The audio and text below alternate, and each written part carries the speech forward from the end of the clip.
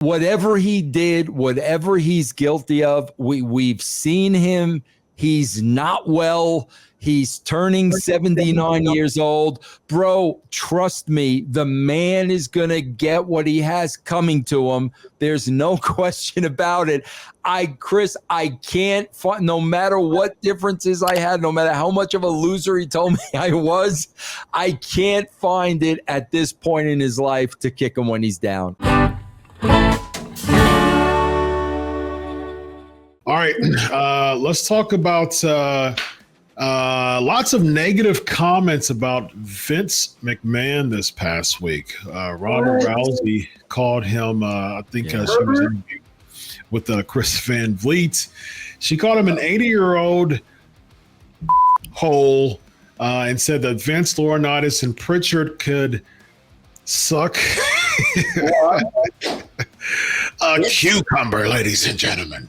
And Bret Hart also said that Vince McMahon could rot in hell, and said that Jimmy Snuka commended him for punching Vince McMahon after the Montreal screw job. So, yikes. A lot of people have their bitter comments this week toward Vince McMahon. Vince Russo, you and Vince had a love-hate relationship at times. I know you say you looked at him as a father figure at times, and then there was times where you were just disappointed overall in your interactions with him. Man, but at the same time, the adage, don't bite the hand that feeds you. You know what I mean? Well, Chris, my last exchange, let me put it to you this way. My last exchange with Vince McMahon was him basically telling me what a loser I was. That was our last exchange. And Chris, I completely ignored it and didn't even answer him back. I got to tell you, man, I'm going to say it and people can jump all over me and I don't care. I read both of their comments this week and it bothered me. Bro, Chris, maybe it's me. Call me crazy. I'm not going to kick a man when he's down. I mean, bro, whatever he did, whatever he's guilty of, we've seen him. He's not well. He's turning 79 years old. Bro, trust me, the man is going to get what he has coming to him. There's no question about it. Chris, I can't find, no matter what differences I had, no matter how much of a loser he told me I was, I can't find it at this point in his life to kick him when he's down. I just can't, Chris. I'm sorry. I just can't. You're a loser. Vince, you're a loser. The word loser itself. Yeah. You're a loser. Yeah. So boomer, man. It rules. Hold on a second. It's a great way to describe it. That's so boomer. It's very nice. So boomer, you didn't even know it. Very nice. Very nice. I think Vince makes a good point in the sense, like, kicking a man while he's down. In hindsight, you have to look, if you look at, he's a believer, and, heaven, hell, judgment, only God can judge, and I do definitely agree with that. So the only thing I can really feel, because the first thing that was popping in my mind was that scene in A Time to Kill, with Sam Jackson and Matthew McConaughey. They got Sam Jackson on the stand, and the prosecutor's really pushing him, and then he just made him snap, and he goes, "Yeah, they deserve to die. I hope they burn in hell." That was the first thing that popped in my head. But then, upon Vince's eloquent explanation and being a man of grace and forgiveness, which we all should be, if we should forgive everybody for everything. And so the only thing I feel about Vince McMahon is complete indifference, like he would feel about me. If somebody tapped him on the shoulder and said, "Hey, remember Derek Bateman?" "No." "Well, he's dead." "Okay." He would feel nothing. So the only thing I could do in return is feel nothing for him. Apathy. That's EC3's take on Vince McMahon. Hey, you want to be apathetic toward me? Well, by God, I'm going to be apathetic toward you too. So, you loser.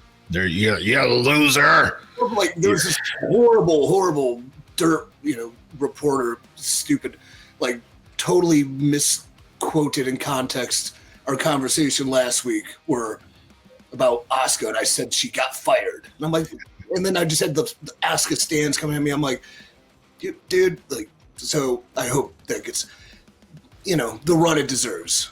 Vince McMahon was called a loser by EC3. There you go. Yes. Vince McMahon is a loser. There you go. That's that'll be on the headlines, ladies and gentlemen.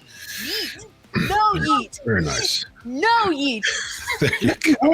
And what they won't report is like the good boomer line, because they don't even, that's good more. Yeah. Good stuff. I mean,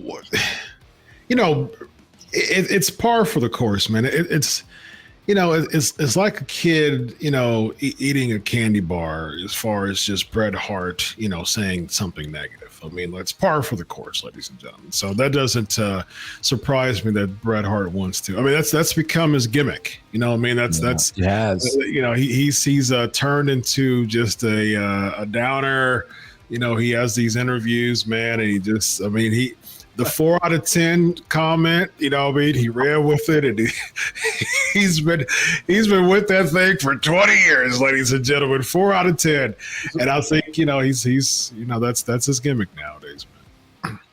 EC3, you have something to say? I mean, I just wanted to pose a question to the panel, because we're talking. Bret tends to come off with that negativity often, and on the other side of the spectrum, we always have Goldberg saying the same kind of crazy nonsense too. If you were at a dinner party, who would be your guest? Who would bring the mood up and not down? Would you pick Big Bill, or would you pick the best there ever was? Goldberg, hands down, man. Absolutely. Yeah. I mean, because Goldberg, I've met Bret and I've interviewed Goldberg, and from my experience with interacting with the both of them, I would much rather have Goldberg, because he was Bret Hart wasn't, he wasn't mean to me, but he was just flat, man. He's just a bro. That's a Canadian thing, Chris. That's a Canadian thing. I know it is, bro. Nah, Chris. I know a lot of Canadians, man. A lot of them are Canadians are very dry like that, bro. They're very dry. Piper's Canadian. Who? Piper. He was born in Canada. Mike Myers was Canadian. He was Austin Powers. Absolutely. Whatever. Yeah, he was also bro. Mike Myers was hated in Hollywood.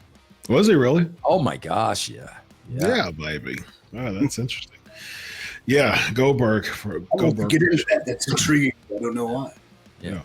I would have. For me, it would be Bret, because I would ask Goldberg nicely not to spear me through the dinner table, and he would spear me through the dinner table anyway. So I would. He'll concuss you anyways. Yeah, I would ask Bret. I remember as a child being, the mark that I was watching the Monday Night Wars, and Goldberg's awesome, and he was awesome to watch. Loved watching it. Like, there was this interview of him backstage. I was like, I don't know, maybe a news piece or something, but I vividly remember he's just sitting there talking to the reporter, total D-bag, big dip in his mouth, and he's just spitting on the floor. Oh, yikes. I was like, that is disgusting.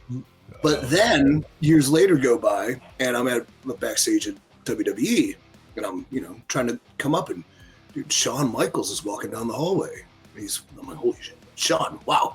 And then I saw him, into a cup like a man would. And I was like, that's the coolest thing ever. I want to start doing that.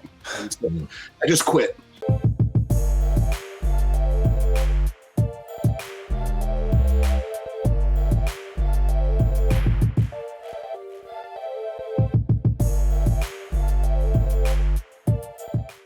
Check out BrainBuster, the daily quiz that tests your WWE knowledge with winning streaks, stats, and more. It's time to see if you're up for the challenge.